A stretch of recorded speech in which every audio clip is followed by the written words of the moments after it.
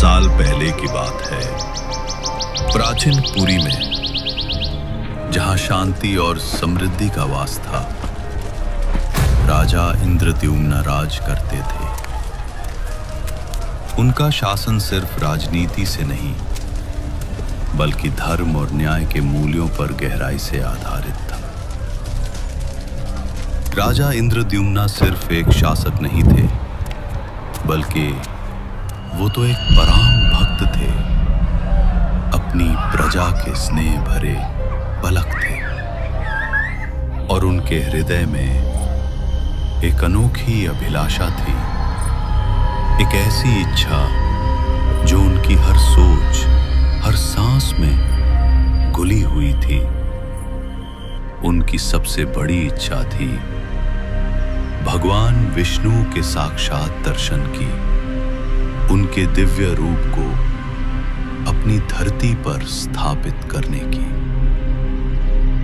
हर पाल, हर सांस के साथ उनके मन में यही एक प्रश्न घूमता रहता था, कैसे मिलेगी मुझे भगवान की कृपा?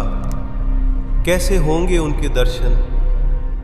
कैसे होंगे उनके स्वयं रूप मेरे राज्य में स्थापित? रात गहरी थी और पुरी नगर गहरी नींद में सोया हुआ था। लेकिन राजा इंद्रद्युम्न की नींद आज आम नींद नहीं थी। वो एक ऐसे लोक में प्रवेश कर रहे थे जहां स्वर्ग और पृथ्वी एक हो जाते हैं। एक रात राजा को एक अद्भुत स्वप्न आया। भगवान विष्णु स्वयं प्रकट हुए। उनकी दिव्य छवि से पूरा स्वप्न लोक प्रकाशित हो उठा। राजा इंद्रद्युम्न उन्हें देखकर निश्चल हो गए।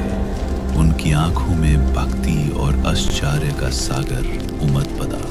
हे राजान इंद्रद्युम्न, तुम्हारी भक्ति और श्रद्धा से मैं प्रसन्न हूँ। तुम्हारी इच्छा अवश्य पूर्ण होगी।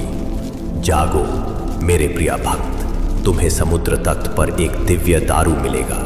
यह कोई आम लकड़ी नहीं होगी, इसमें मेरी शक्ति का अंश होगा। इसी दारू से मेरे रूप का निर्माण होगा। 3 अद्भुत प्रतिमाएं जो दुनिया को मेरे आशीर्वाद का दर्शन कराएंगी। भगवान का संदेश राजा के हृदय में समा गया। ये सिर्फ एक स्वप्न नहीं था, ये तो एक दिव्य संकेत था, एक आशीर्वाद था जो उनकी लंबी इच्छा को पूर्ण करने की दिशा में पहला कदम था। जब राजा की आंख खुली तो उनका मान शांति और नए उत्साह से भरा था। अब उन्हें पता था कि उनकी खोज कहां से शुरू होगी। सुबह होते ही राजा